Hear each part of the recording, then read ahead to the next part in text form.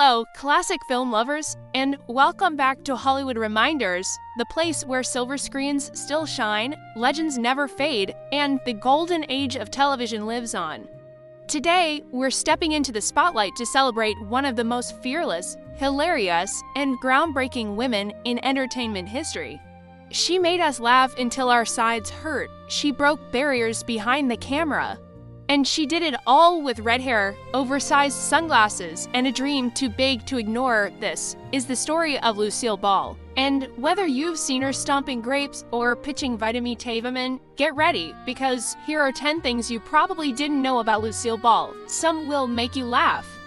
Others might even bring a tear to your eye. Number 10, she was rejected over and over, but never gave up. Long before she became America's favorite housewife, Lucille Ball was told she'd never make it.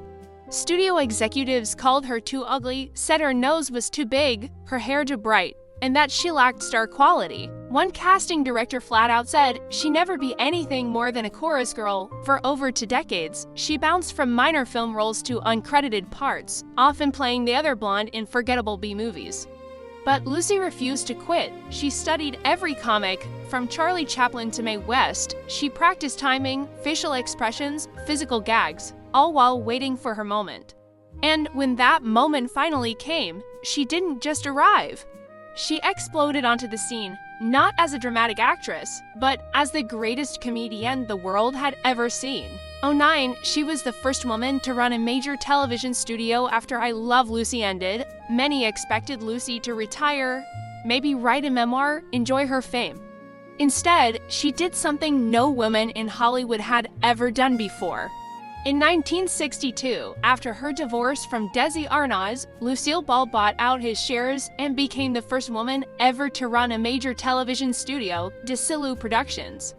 Think about that. In an era when most women were still expected to stay home, Lucy was sitting in boardrooms, greenlighting shows, negotiating contracts, and under her leadership, Desilu produced some of the most iconic series in TV history, including Star Trek, the original series Mission Impossible, and The Dick Van Dyke Show. She didn't just break the glass ceiling.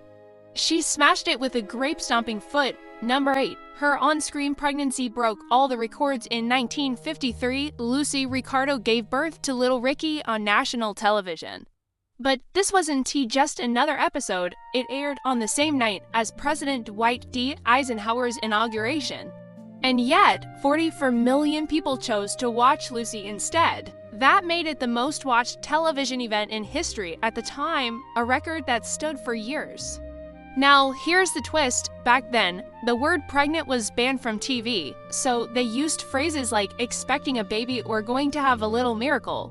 But Lucy fought to show her real-life pregnancy, and in doing so, she brought real women's experiences into American living rooms for the first time. Number 7, she wasn't acting drunk in Vitameatavegamin. One of the most iconic comedy scenes of all time, when Lucy hosts a late-night commercial for a tonic called Vitameatavegamin and slowly gets drunker with every sip. Her slurred words, wobbly stance, and wild gestures had audiences in stitches. But here's the truth, she wasn't acting. The tonic was mostly water, but it was mixed with pure alcohol fumes. After take, those fumes built up in her system. By the final shot, she was genuinely lightheaded and laughing uncontrollably. Even the crew could barely keep it together. That's why the scene feels so real, because it was. 6, she did all her own stunts. No doubles, no safety net, no CGI, no stunt doubles. Just Lucille Ball risking it all for a perfect punchline. Whether she was trying to wrap speeding chocolates on a factory line, squeezing into a giant cake, or getting stuck in a trunk, she did it herself. In the famous Candy Factory episode, she actually ate dozens of chocolates on set, leading to nausea and exhaustion. And during the grape-stomping scene, she slipped, fell, and nearly got trapped in the vat. But she kept filming, covered in purple goo, laughing through discomfort. Because for Lucy, comedy wasn't just a job. It was a mission. Number 5, her marriage was real and more complicated than TV on screen. Lucy and Ricky were the perfect mismatched couple, fiery, funny, and deeply in love. Off-screen, their marriage was passionate. But troubled, Lucy married Cuban bandleader Desi Arnaz in 1940, a bold move at a time when interracial marriages were frowned upon, especially on television. To convince skeptical networks to cast Desi, Lucy insisted they play a real couple and co-created ILoveLucy together. They revolutionized TV production, pioneered syndication, and built an empire, but their personal lives suffered. Infidelity, arguments, and career stress eventually led to divorce in 1960. Still, they remain close. And Desi later said, "I would rather have had 10 years with Lucy than a lifetime with anyone else." Number 4, she mastered physical comedy like no one else. Lucille Ball didn't just tell jokes, she lived them. She studied silent film legends like Buster Keaton and Charlie Chaplin, learning how to use her face, body, and timing to create unforgettable moments. Watch her eyes widen when she realizes she swallowed smoke from a cigar gag. See her jaw drop when she finds wine in her grape juice. Every gesture, every stumble, every exaggerated gasp, meticulously planned, perfectly executed. She proved that comedy isn't just about words. It's about humanity and vulnerability. And the courage to look ridiculous so we can all laugh together. 3, she was fired, then came back as a creator early in her career. Lucille was fired from RKO Studios. Not once, twice, executives said she wasn't photogenic enough, lacked sex appeal, and would never succeed in talkies. So what did she do instead of giving up? She went behind the scenes.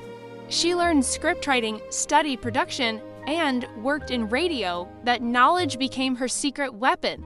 When ILoveLucy was born, she wasn't just the star, she was a co-creator, co-producer, and driving creative force. She demanded control over casting, writing, and filming, and changed the game forever. Number 2, she was 40 years old when she became a superstar. Let that sink in.